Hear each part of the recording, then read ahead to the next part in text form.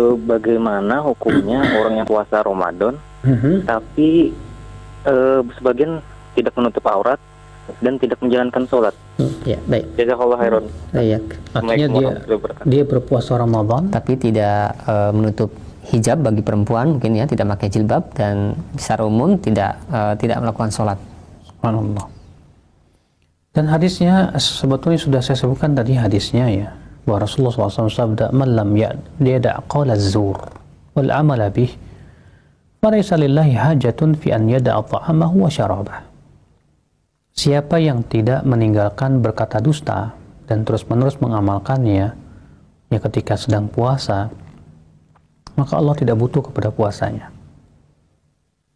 Berkata dusta, dosa. Membuka aurat, mempertontonkan auratnya, ya dosa.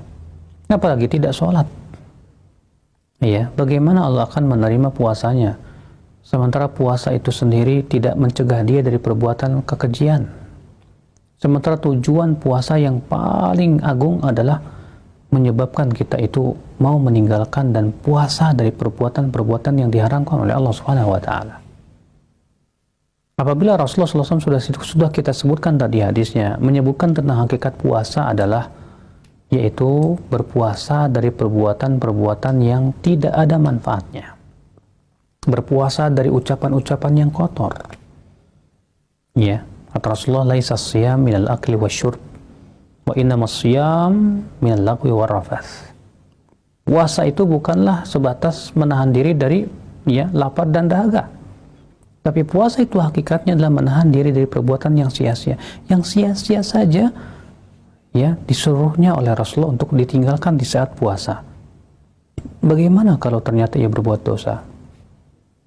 Ya, puasanya ternyata tidak mencegah ia pun juga tidak berpuasa dari perkara yang diharamkan oleh Rabbul Alamin. Maka yang seperti ini ya sama halnya dengan orang yang berdusta tadi. Ya, puasa jalan terus, dusta jalan terus, dosa jalan terus, maka Allah tidak butuh kepada puasanya, kata Rasulullah SAW. Nah, ini termasuk yang paling berbahaya. Puasa tapi tidak sholat. Padahal jemaah sekalian, sholat itu lebih tinggi daripada puasa, lebih wajib daripada puasa. Sholat itu meninggalkannya termasuk kekafiran, sebagaimana dalam banyak ayat dan hadis. Di antaranya dalam hadis Buraidah bin Al-Husayb radhiyallahu anhu, diriwayatkan At-Tirmidzi, Rasulullah sallallahu alaihi wasallam bersabda, "Al-ahdu alladhi bainana wa bainahumus shalah, faman tarakaha faqad kafar." Perjanjian antara kami dengan mereka adalah salat. Maka barang siapa yang meninggalkan salat, dia kafir. Jadi meninggalkan salat adalah kekafiran. Dan kekafiran itu menghapuskan amalan. Makanya tidak sah puasa seseorang kalau dia tidak sholat. Allah berfirman, "Wa may yakfur bil imani," surat Al-Maidah ayat ke-5.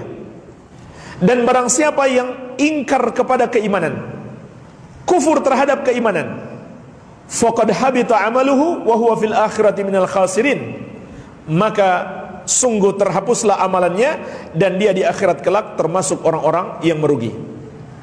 Juga surat At-Taubah ayat ke-54, "Wa ma mana'ahum an tuqbala minhum nafaqatuhum illa annahum kafaru billahi wa birasulih." Tidak ada yang menghalangi diterimanya sedekah mereka kecuali karena mereka kafir kepada Allah dan Rasulnya. Jadi nggak ada gunanya beribadah. Sama saja sedekah, puasa, sholat. Kalau melakukan kekafiran, maka ibadah terhapus, tidak diterima. Maka orang yang puasa tanpa sholat, puasanya tidak sah atau tidak diterima oleh Allah Azza wa Jalla, karena meninggalkan sholat adalah kekafiran. Bahkan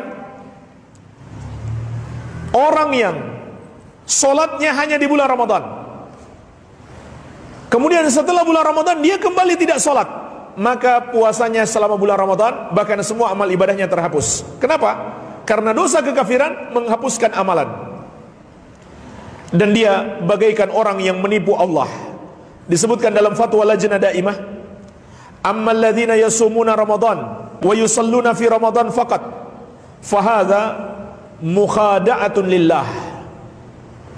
Adapun orang-orang yang berpuasa di bulan Ramadan dan sholat di bulan Ramadan saja, maka ini adalah usaha untuk menipu Allah.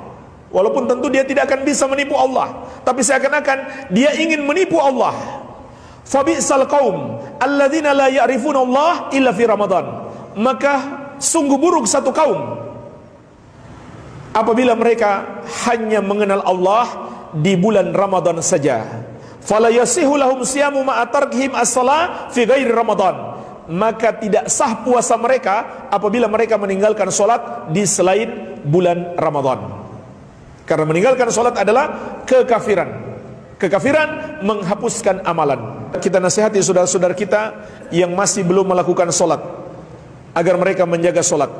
Sholat lebih penting untuk dijaga daripada puasa. Assalamualaikum warahmatullahi wabarakatuh. Waalaikumsalam. Ustaz, kita sering mendapati sebuah pertanyaan mengenai bagaimana orang yang puasa tetapi tidak sholat. Mereka tidak sholat karena asik tidur. Katanya tidur di bulan puasa itu bernilai ibadah. Tolong Ustaz jelasin mengenai pertanyaan itu dan mengenai tidur dalam bulan puasa itu bernilai ibadah. Syukran. Masya Allah, barakallahu fiik. Rasul sallallahu alaihi wasallam mengatakan, al-ahdu alladhi bainana wa bainahum as-salah. Faman tarakaha faqad kafar. Perbedaan kita sama orang-orang kafir ini di mana? Di salat. Barang siapa meninggalkan salat maka dia telah kafir. Apa kira-kira orang kalau sudah dihukumin kafir akan diterima amalnya, jemaah? Wallahu a'lam. Kalau kita lihat memang ada perbedaan di antara para ulama, apakah yang meninggalkan sholat itu dibunuh kafir, dibunuh murtad, atau dibunuh sebagai hukuman buat dia. Kalau Al-Imam Ahmad bin Hanbal, orang yang meninggalkan sholat itu ketika mati, puasa nih tapi nggak sholat, ketika mati dia nggak perlu disolatin, nggak perlu dikuburkan di pemakaman orang Islam. Di mana dikuburkan? Di jurang aja. Untuk bikin jurang tempat pembuangan sampah situ, sudah lemparkan ke sana. Bagaimana dia selama ini nggak pernah sholat, masa kita suruh nyolatin dia? Ente sendiri nggak pernah sholat selama hidup, masa kita masyarakat kampung suruh sholatin dia? Ya gimana logikanya, gimana kita suruh nyolatin dia? Maka nggak disolatin. Itu menurut pendapat Imam Ahmad bin Hanbal. Lalu orang yang puasa, insya Allah ada kebaikan di diri manusia ini. Kalau kau meninggalkan makan dan minum, padahal itu nafsu kita, itu insting kita itu mau makan dan minum. Kenapa kau nggak sholat? Cuma 5 menit, silahkan kau habiskan waktumu. Umpamanya sholat itu 5 waktu kali 5 menit, 25 menit. Kau punya waktu 23 jam, silahkanlah yang lainnya. Tapi sholat, hati-hati masalah sholat ini jamaah. Jadi kalau ada orang puasa, memang ada orang-orang yang puasa dengan harapan diampuni dosanya. Rukun Islam yang kedua itu apa? Sholat, bukan puasa.